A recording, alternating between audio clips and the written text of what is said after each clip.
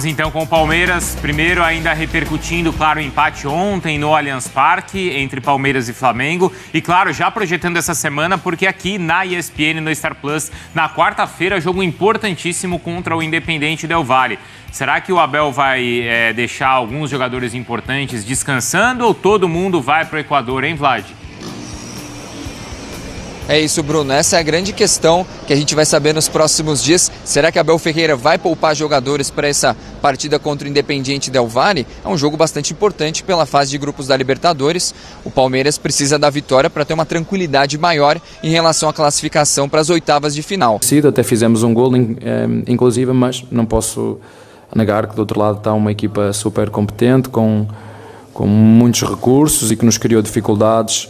80% dos gramados aqui, eu lamento dizer isto, mas são não bons. A culpa é minha porque eu já o devia ter tirado em 2 ou 3 jogos e estou sempre a metê-lo.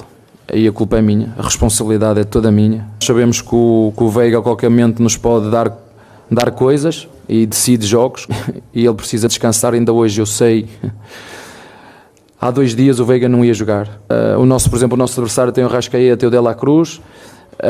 E eu tenho forçado muito, por exemplo, o Veiga e deixem que eu vos diga de coração, não é porque eles não querem, é porque eles não conseguem, porque jogam cansados, que jogam com a bateria. Sabem quando vocês pegam no vosso telemóvel e a bateria está a 50%?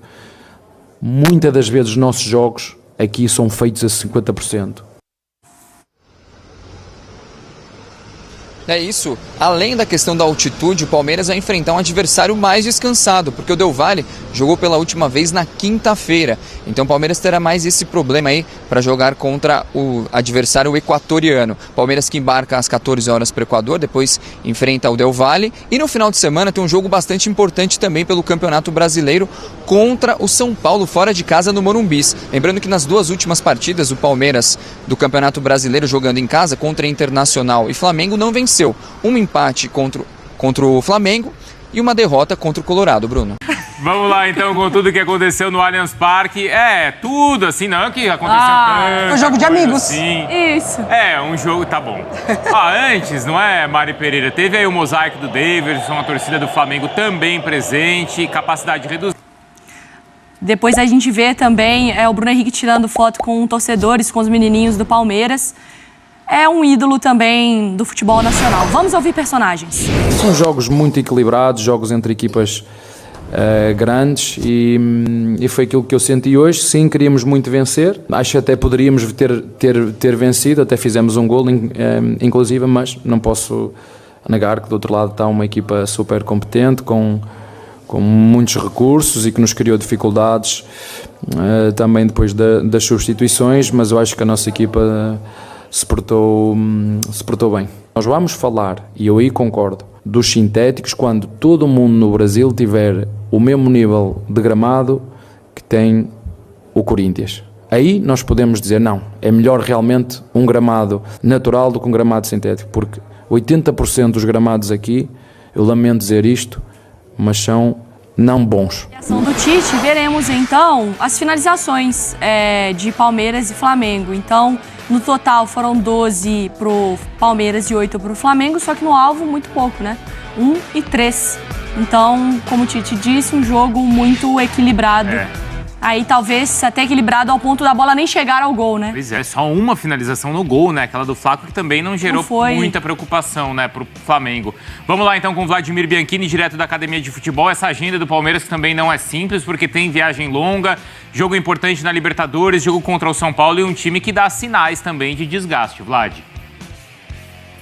É isso, Bruno. Um grande abraço para você, para a Mari, para o pessoal do estúdio, também para os fãs de esportes. O Palmeiras que nesse momento está finalizando o treinamento regenerativo para os jogadores que atuaram contra o Flamengo e um treinamento normal para quem não entrou em campo. Por volta do 12h15, mais ou menos, o ônibus do Palmeiras vai sair aqui da academia, vai se dirigir ao aeroporto e vai num voo fretado às 14 horas para o Equador. O Palmeiras que vai enfrentar o Independiente Del Valle nessa quarta-feira com alguns problemas. Como você mesmo disse, tem a questão do desgaste físico de vários jogadores e tem também a questão da altitude. São 2.850 metros no Equador que o Palmeiras vai enfrentar contra o Independiente Del Valle, que é o segundo colocado do campeonato equatoriano, apenas um ponto atrás do líder, que é o Aucas. O Rafael Veiga, principal jogador do Palmeiras, assim, um dos principais nos últimos anos, tem apresentado muitos problemas físicos, né, desgaste principalmente. E a gente viu que o Abel Ferreira falou muito na coletiva, depois do jogo, que a culpa é dele, porque ele tem utilizado muito o Rafael Veiga, não tem dado um descanso para o jogador, que fez 12 jogos seguidos,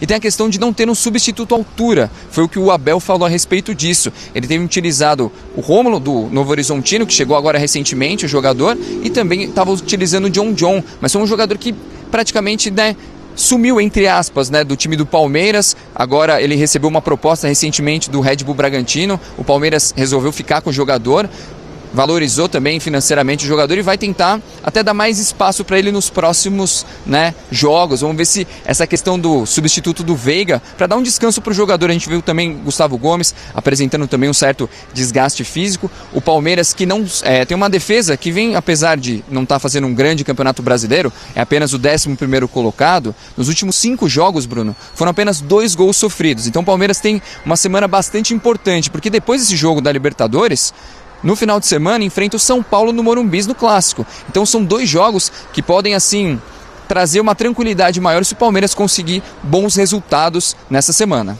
Falaremos sobre isso, então, na sequência. A gente tem na tela, e já aproveito e agradeço o Vlad e o Cícero pela participação no nosso Sport Center. Estão liberados, mas a gente volta a conversar, tá?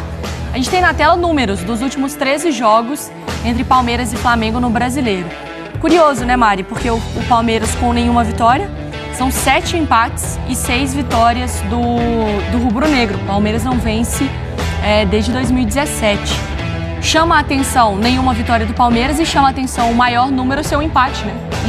Isso diz sobre equilíbrio, sobre respeito, sobre às vezes até medo do jogo. Eu acho mais equilíbrio, assim, não vejo característica de medo de nenhuma das partes, tanto de quem comanda a equipe quanto de quem joga. Eu vejo, na verdade, ali uma vontade de defender o seu lado diante de um adversário que tem muita capacidade. Então, a gente está falando dos dois ali. Jogos que podem terminar 4-3, 4-4, 3-2 e 0-0. E, no caso de ontem, fica muito evidente isso da parte física, né? Dos atletas que os treinadores trouxeram no fim da partida. O Abel falando do Veiga. A torcida, ela está no papel dela, ela vai reclamar. Mas para o Tite e para a comissão do Flamengo, principalmente, né, que é o que o Cícero traz para a gente, não é um jogo. Não dá vantagem para ninguém. Se alguém comemora um pouco mais, sem dúvida é o Flamengo, que não vai jogar de novo contra o Palmeiras na casa do Palmeiras. No sintético, não sei o que, não importa, não vai jogar de novo contra o Palmeiras ali. Agora se torna lá para o segundo turno um problema do Palmeiras, que vai ter que chegar no Maracanã e arrancar ponto.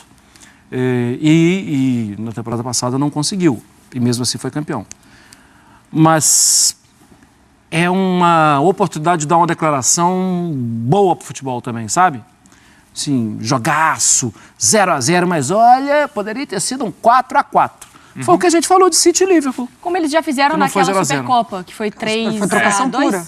Foi loucura. 4-3. Foi loucura, né? Claro que Mas pouco... se tornou uma característica de Supercopa, né? É isso. É um jogo que você ou ganha ou perde ali e depois o resto não tem outra sequência da competição, né? Porque o Abel até fez essa comparação. E ele avaliou que aquele jogo foi legal para quem assistiu.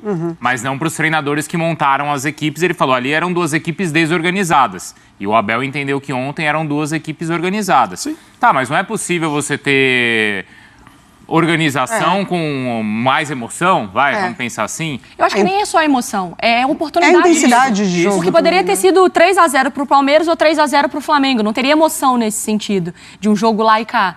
Mas a questão é que não teve oportunidade para ser criada porque, de alguma fato, coisa, né? Teve um sucesso defensivo. Sim. Claro. Das 2 equipes. Sim. Mas não dava para ter um sucesso ofensivo, né? Mesmo com o Bruno Henrique muito bem. Jogando muita bola, né? É verdade. Então, e aí você pensa, se o Flamengo está em um dia em que Bruno Henrique está jogando muita bola, em que Arrascaeta está jogando muita bola, e que aquele gol do Luiz Adriano entra? Luiz Araújo. Do Luiz Araújo, entra? Bom, aí você já vê realmente encorpando, né? Agora, é um Palmeiras que passa o primeiro tempo sem finalizar em gol, assim. O primeiro tempo inteiro. Então, foi um jogo realmente levado ali, né, nas trocas e na oportunidade que tinha de acelerar era chute de fora da área. Ou se o Tite tivesse escalado o Pedro e o De La Cruz desde o início. Aí também foi a tônica da entrevista, né? E também, por mais que eu acredite, compreenda tal, falar, tinha que ter todo mundo desde o início, né? Assim, eu entendo, claro, eu não sou fisiologista, não trabalho no departamento médico, eu não acompanho, e confio no que o Tite está falando e tal. Sim. Mas eu também tenho direitos. Meu direito é querer que todo mundo, sabe? Tipo, as feras todas. Se tem um jogo para você, talvez, fazer o sacrifício, são nesses grandes jogos que você... Mas aí a gente também pode debater o calendário, né? Porque é um jogo desse tamanho, numa de viagem. Pré-dias de Libertadores. É por isso que, assim, eles vão lá defender, né? Cada um o seu na coletiva e explicar, ó... Não dá, gente. Eu tenho uma sequência aí que eu posso ferrar meus jogadores. E o que a gente faz nesse caso, assim, é filosofar. Ficar imaginando como poderia ser. Porque na entrevista do jogo anterior... Eu entendo e concordo. Assim, se tá perto de estourar... também, a gente já tá aqui... no início da temporada os caras já estão sendo colocados à exaustão, tem um elenco desse tamanho, por que não gira? Também do outro lado existe... E os argumentos são, assim, irrefutáveis. Porque aquele ali tá no vermelho, no amarelo, quase no vermelho. Mas eu vi uma bronca do Eugênio aqui no F360, que foi muito boa. É que eu não tenho o tom de voz do Eugênio Leal e nem... Mas tenta, vai. Não, é melhor não. Mas o Eugênio falou um negócio que ele tava frustrado, parece, com o Flamengo no sentido de também ímpeto. Ele falou que o Flamengo não fez jogos ainda de grandes jogos. Parece que sempre o Flamengo tá economizando durante todo esse ano. Seja economizando na energia de quem está em campo, seja economizando aí até nas peças. Mas que ainda não foi o pé embaixo. Parece estar sempre o freiozinho de mão, dirigindo com freio de mão. A gente viu momentos, marcha, né? Na quarta, Mas o Palmeiras também ainda não, né? Não. É que do Flamengo é a expectativa do Flamengo e dos torcedores. Então a bronca do Eugênio foi assim, o jogo pro Eugênio Leal, acho que vai estar até nas redes sociais, porque foi muito bom o corte, inclusive. O pessoal do Hub pode cortar, fala do Eugênio. Ele falando sobre... o jogo em si, sobre medo parecendo de jogar das duas equipes, o respeito se transformando em medo e talvez ninguém querendo... 0-0 bom para todo mundo. Né? Ninguém querendo se expor e também essa questão do Flamengo ainda não ter apertado ainda o acelerador, sabe? Porque sempre vai ficar na memória afetiva, né? Do que esse time já apresentou. E no final das contas, é um campeonato que quem tiver mais pontos depois de 38 rodadas é o campeão. A conta é essa, né? Ontem a gente, aqui no Sport Center, a gente ficou durante quase 2 horas com todas as análises, os números, as opiniões, as entrevistas e tudo mais, né? Discutindo tudo o que aconteceu. Aí o Alan deu uma entrevista para o Vinícius Nicoletti e em uma frase ele resumiu tudo. Ele falou assim, o jogo foi bom, ninguém queria perder.